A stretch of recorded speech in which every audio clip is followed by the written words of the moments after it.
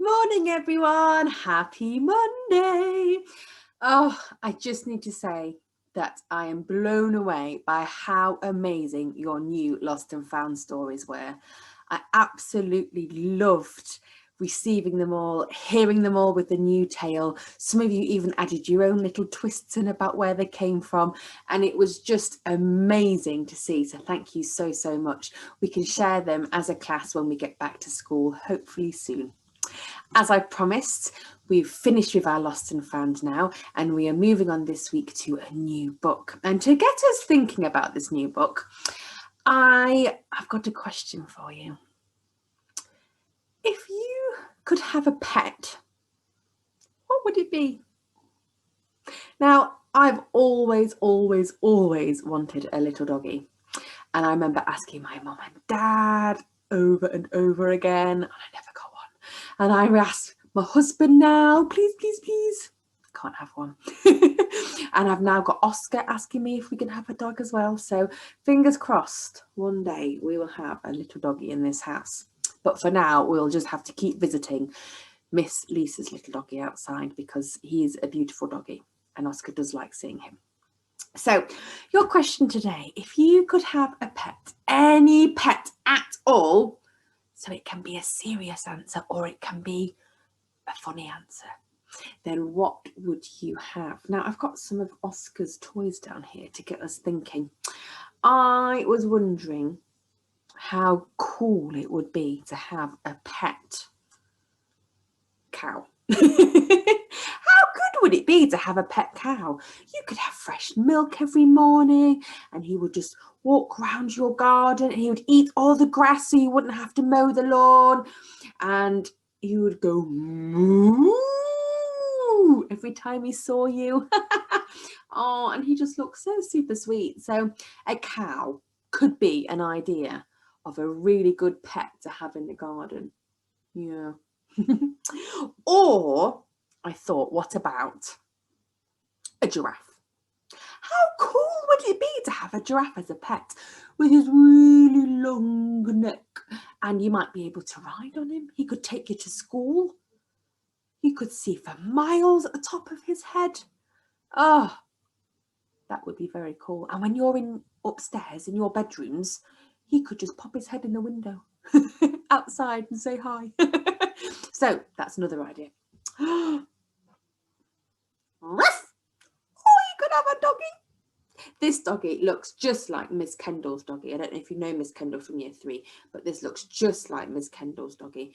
And he is so lovely and soft. And you could play ball with him. You could take him for walks. You could snuggle with him on the sofa. Oh, there's so many things you could do with a doggy. I wonder how many of you have already got a doggy. Maybe you could send a photo in of you and your dog or your cat or whatever pet you've got into Dojo so I can see who actually already has a pet. And then you could think, would you keep your pet or would you still want to think about having a new one? Right, Mr. Dog, you can go there. Next on my list, an elephant. Now, an elephant would be quite cool to have as a pet, wouldn't it? Because he's so big and he could take you for walks. You could stomp around Nottingham town, go into the shops and stomping around. He would like the water fountain, wouldn't he, in the town centre with his trunks getting up all that water and then squirting it at everybody. Oh, my little Nelly the elephant. Or what about an octopus? Ah, hello, Mr. Octopus. Now, he might have to live in your bath, though, and then you wouldn't be able to have a bath. So if you're not a fan of baths, you could get an octopus, couldn't you? Or you could share the bath with him. You could take him to, I don't know, maybe you could take him to Lakeside, couldn't you? And you could have a swim in the water there. He could make people jump who are in the rowing boats. Oh, my last idea. Are you ready? What about a dinosaur? How cool would it be to have a dinosaur as a pet? He could roar at people. He could look after you and the family. Again, you could go on walks, and how funny would it be? Everyone walking around the park with a dog or just by themselves, and then you walk in with a big dinosaur. That'd be really funny, wouldn't it? So as you can see, I've come up with maybe one sensible option of a doggy, and the rest are all a bit slightly strange and probably not a very good idea. But it also got me thinking about a storybook that I read with Oscar, and it's this one. It's called What Do You Do If Your House is a Zoo? And what's really funny is this little boy here is called Oscar. And Oscar is desperate for a pet, and he really wants to find the perfect pet. But he finds it quite tricky to work out which one he really wants. So let's pause for a minute and let me read this story to you. What would you do if your house is a zoo? On Sunday, Mum and Dad said, "You can have a pet. Hooray! At last!" But what pet did I want? I just couldn't decide. So on Monday, I put an advert in the local paper. Could you be the pet for me? If so, contact me, Oscar, at 99 Ice Cream Drive, Little Bumlington. And on Tuesday, I got some replies. The first one was on very fancy paper. The next was short and sweet, but a little damp, and the last one had been nibbled by the sender. This was going to be tough, and it got even tougher because on Wednesday the postman brought more replies. Loads more, and the more I read, the more confused I got. There were so many animals, the choice was making me dizzy. And to make matters worse, on Thursday, the meerkats arrived. They set up a security post and wouldn't let Mum leave. "I'll be late for work," she cried, until Kingsley the gorilla kindly gave her a lift. "That looks like fun," I cried. "Can I go too?" "No way," said Dad. "Why on earth did you invite them?" "I didn't," I started to explain, but before I could finish, the Beaver Brothers appeared and built us a lovely water feature. This was more like it. I yelled, "Geronimo!" and was about to dive in when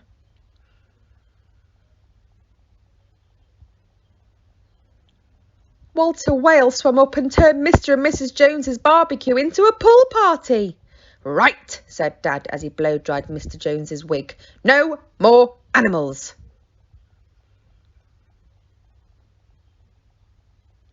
But they kept on coming. Our house felt like a zoo. Soon I was surrounded by pets, but not one of them wanted to play with me. In fact, our house was so full, we ended up sleeping in the garden. Peace at last, sighed Dad, when whoosh, crunch, tinkle!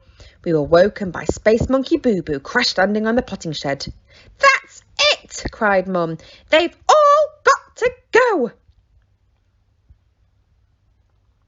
I was sad to see the animals leave, but I don't think any of them was the pet for me.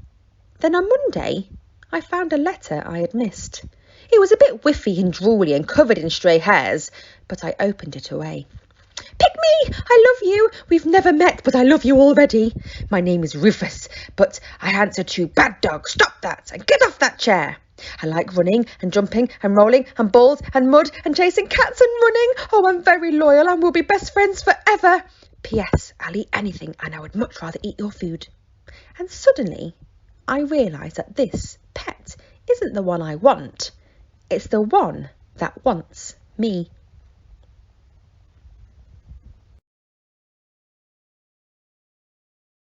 Oh, did you enjoy it?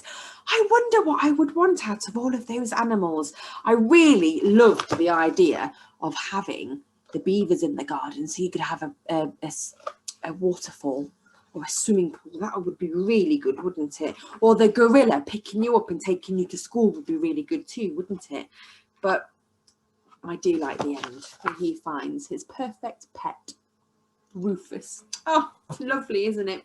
So I hope my story, or my funny animals, has helped you have a little think today about if you could have a pet, what pet would it be? Now in your packs you should find a sheet, and it looks like this.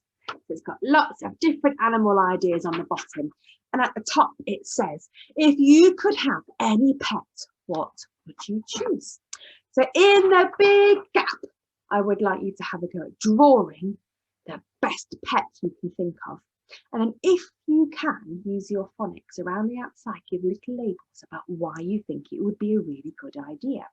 So for example, I might draw a big doggy, and then I would write on the side, cuddly, because I think my doggy would be really cuddly.